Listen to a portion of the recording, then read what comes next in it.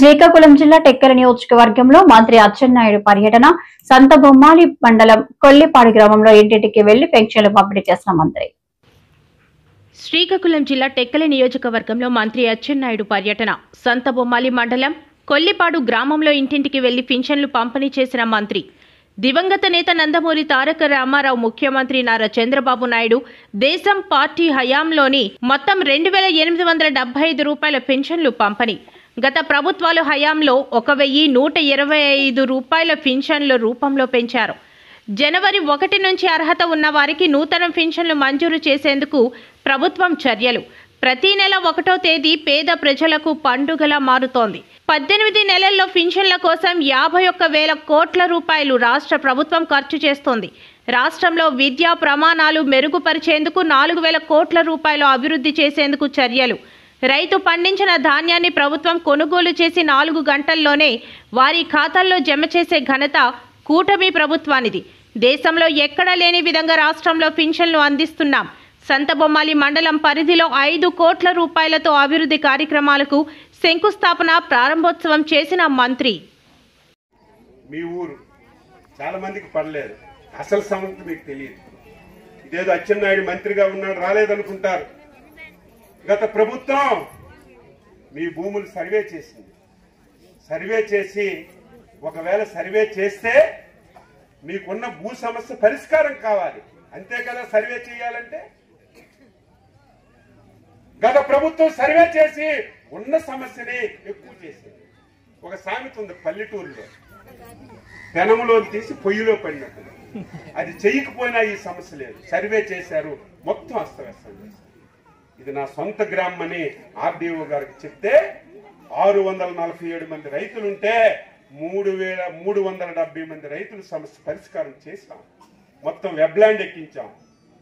ఒకళ్ళ భూమి ఒకరికి కావాలంటే మొత్తం కొల్లిపాడులో ఆ రెవెన్యూ గ్రూప్ లో ఏ ఒక్క రైతు నాకు సమస్య ఉందని చెప్పకూడదంటే అన్ని కార్యక్రమాలు చేశాం.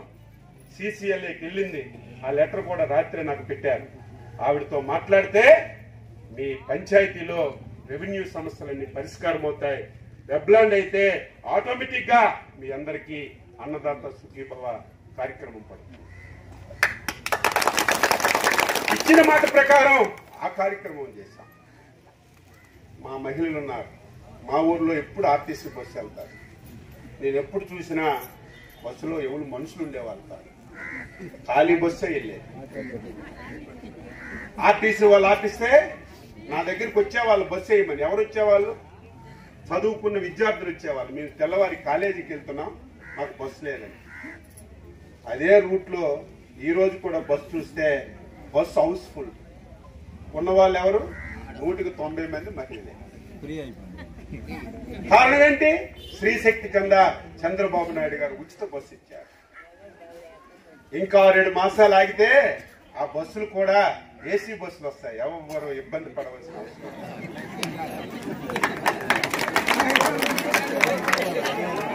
ఒక 6 మాసాలు ఈ రాష్ట్రంలో చంద్రబాబు నాయుడు గారి ఆధ్వర్యంలో ఎలక్ట్రికల్ బస్సులు వస్తాయి. అవి ఏసీ బస్సులు. అది కొల్లిపాడు బస్సు అయినా వైజాగ్ బస్సు అయినా ఏసీ బస్సు.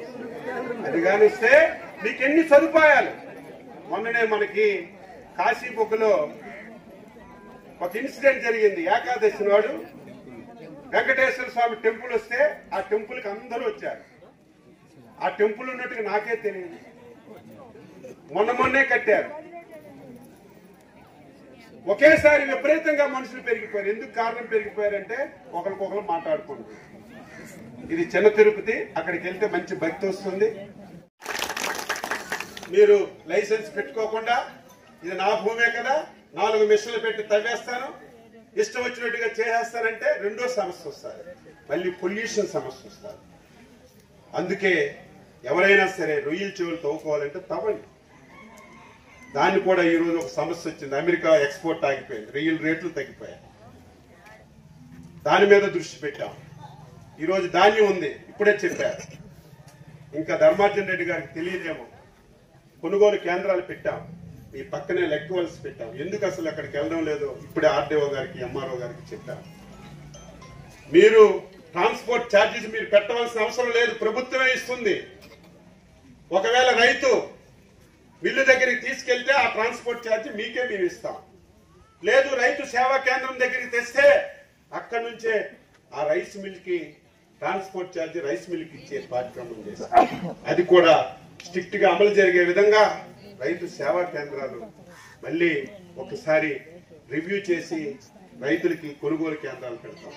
ఈరోజు మీరందరూ రైతులే కదా, గతంలో కూడా ధాన్యం అమ్మారు కదా, బస్తా 2 బస్తాలు.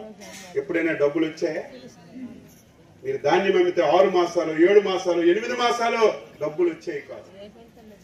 ఈ రోజు ఈ ప్రభుత్వం వచ్చిన తర్వాత మీ దగ్గర ధాన్యం కొంటే చంద్రబాబు నాయుడు 48 గంటలు టైం పెట్టాడు, కానీ 4 గంటల్లోనే రైతు అకౌంట్ లో డబ్బులు వేసుకుంటాడు.